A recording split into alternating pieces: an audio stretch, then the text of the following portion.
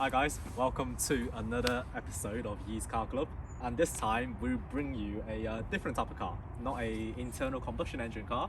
This is an EV, so it's electric vehicle, and we have the Hyundai IONIQ 6, which isn't released too long ago, so it's quite a new car on the road and probably won't see many around, and I'm delighted to bring you this review.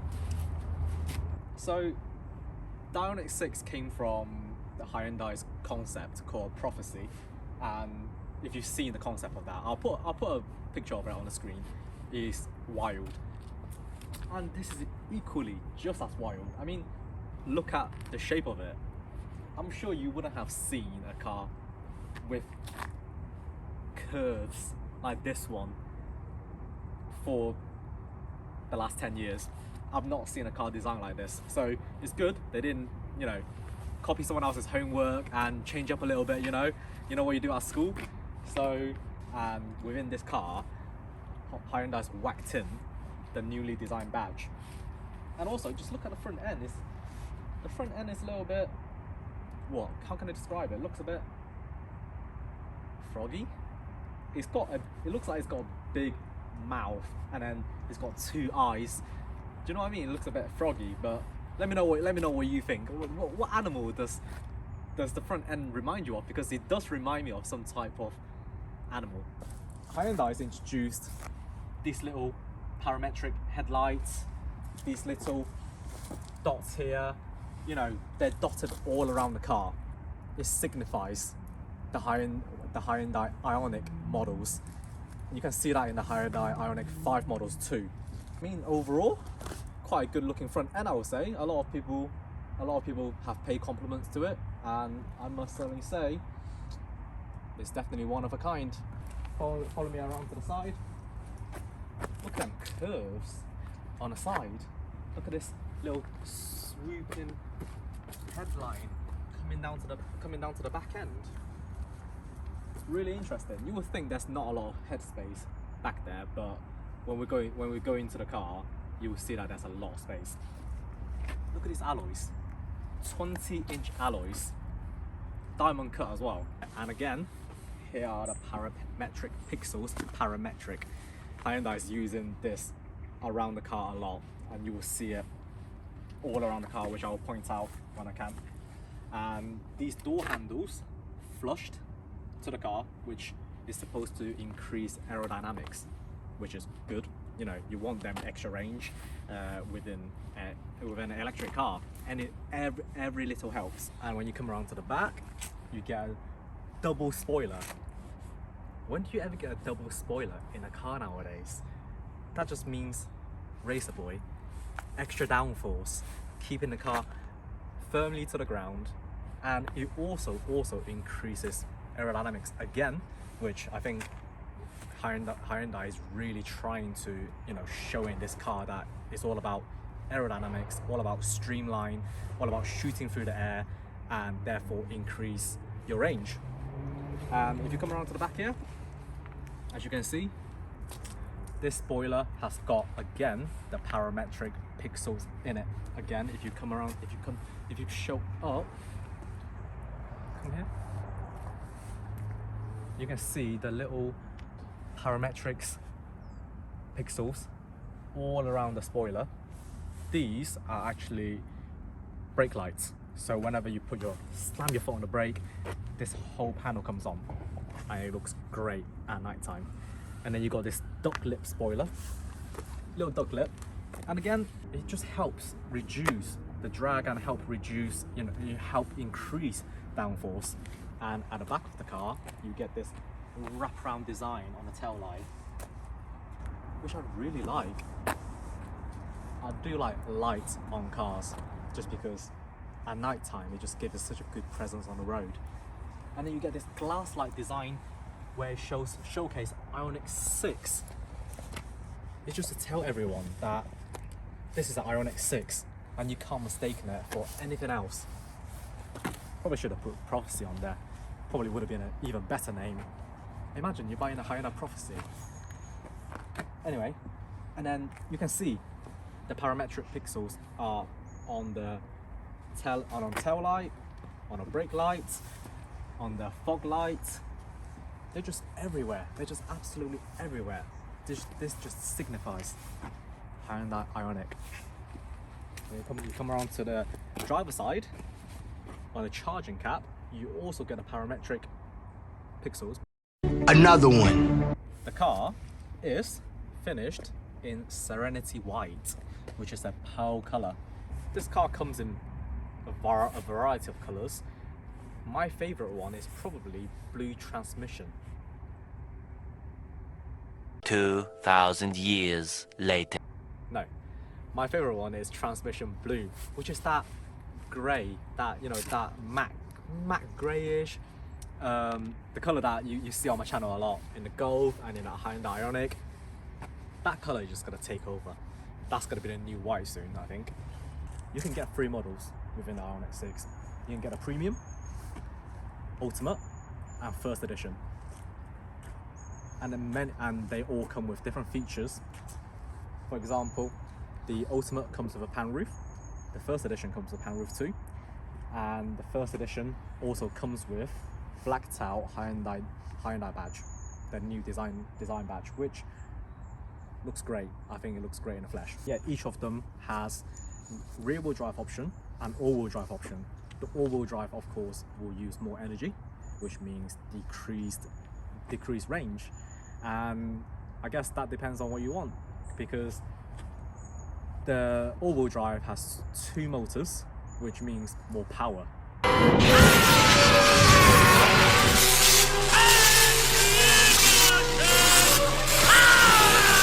And if you want a little bit more power, then go for the all wheel drive.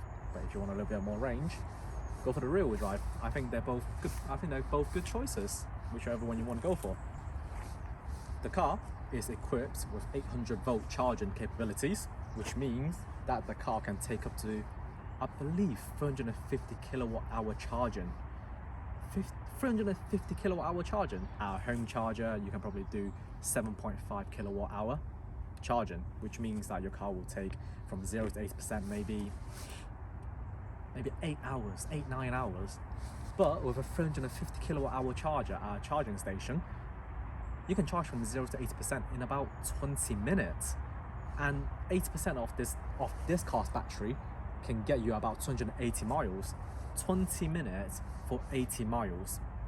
I will show you exactly how to calculate the cost associated with charging your car at home, at a charging station, how much is going to cost per kilowatt hour charged, so you get a better understanding of how much an electric car is going to cost you.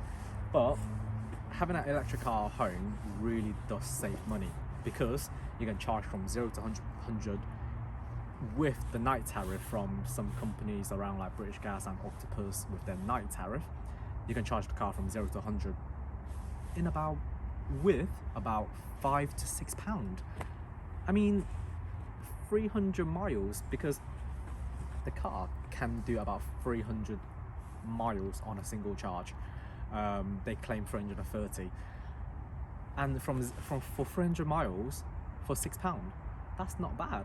That beats any internal combustion engine cars out there by a mile. Right, so inside the Hyundai IONIQ 6 interior, Hyundai has described this as a cocoon-like interior which wraps around you, makes you feel like the center of the earth, center of gravity, center of attention. You're just the main character, and I can definitely see that, because if you show the dashboard, it does just wrap around you.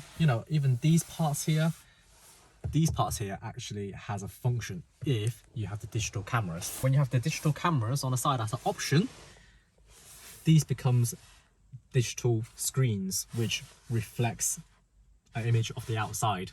You can and they will replace your wing mirrors, make the car look a little bit more premium, a little bit more expensive. But at what cost? Because if a car drives past your car and it just knocks the digital cameras off, I wonder how much it is to repair that. Could be quite significant. Let's switch on the car.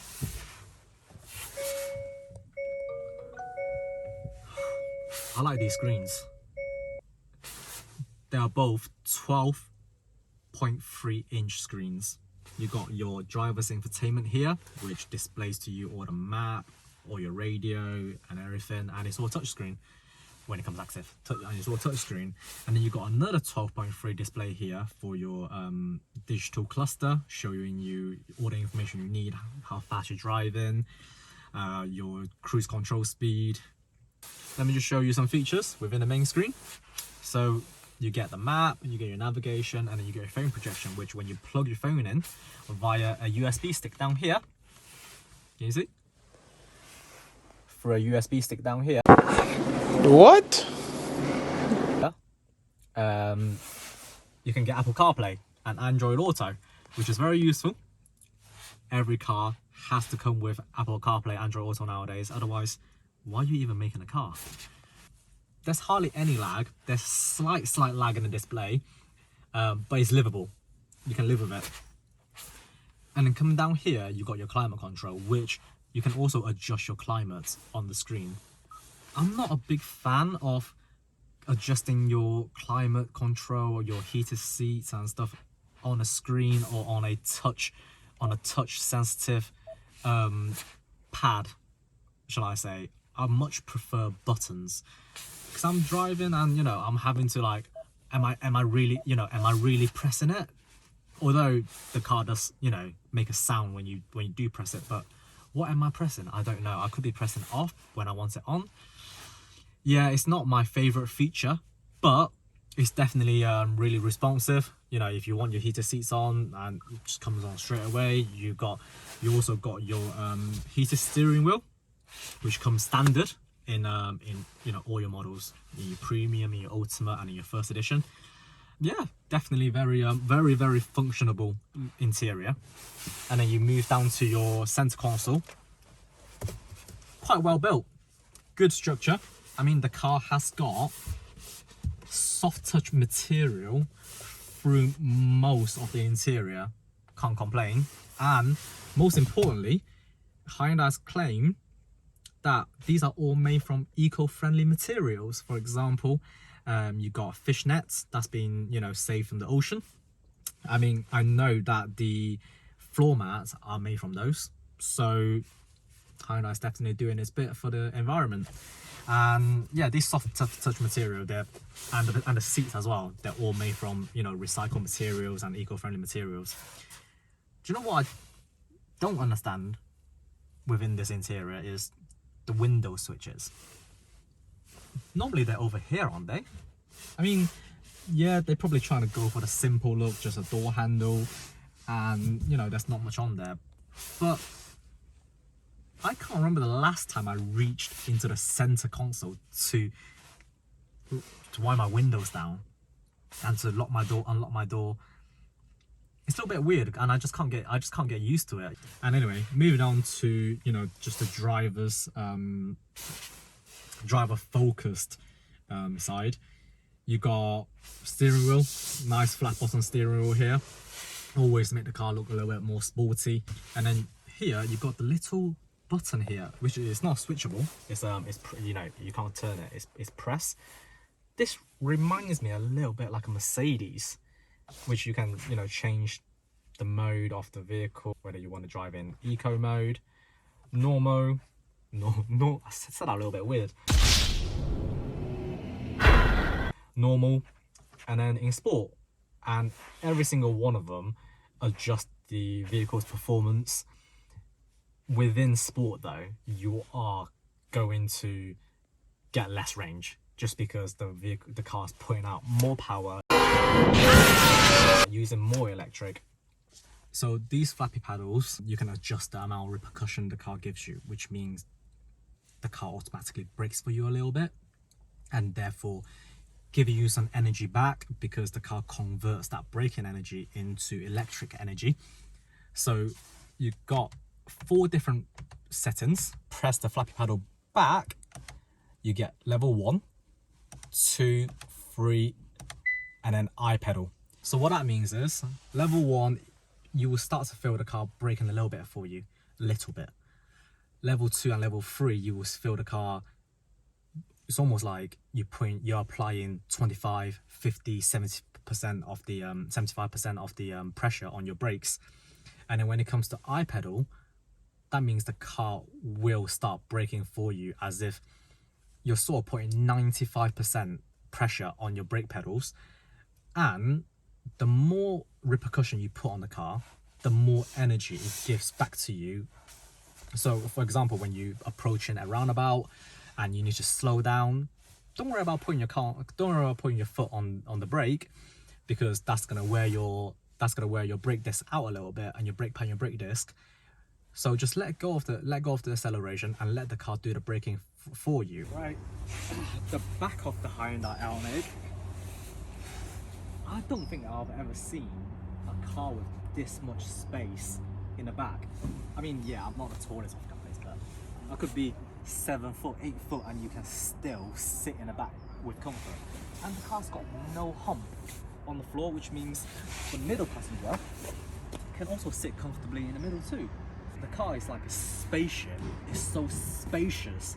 I don't understand how Hyundai has made so much space with the car, especially with this sloping roofline. And I mean, yeah, if you come in here, yeah, it's not much head space. So if you're quite tall, then yeah, maybe it might be a little bit difficult. But you can always slouch a little bit. Do you know what? I love this shit. I love this. The center armrest for your rear passengers and the cup holders is a must in every car nowadays.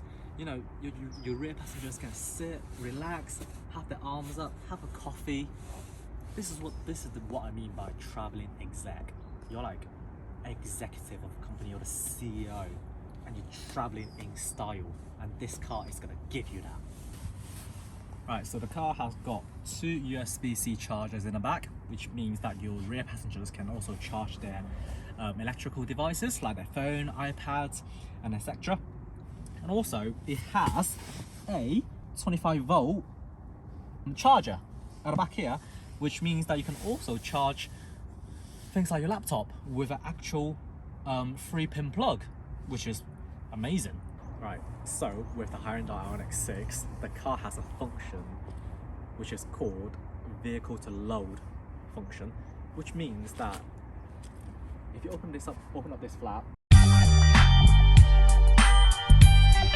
which is where you charge the car, but at the same time, if you've got the connector for the charger into a socket extender, you can actually plug in 3-pin appliances like a TV, your PlayStation, your Xbox, and it will power them up. So you can actually sit out here and you can play your Xbox. How cool is that? The car can give you electricity. Crazy how technology is advanced nowadays.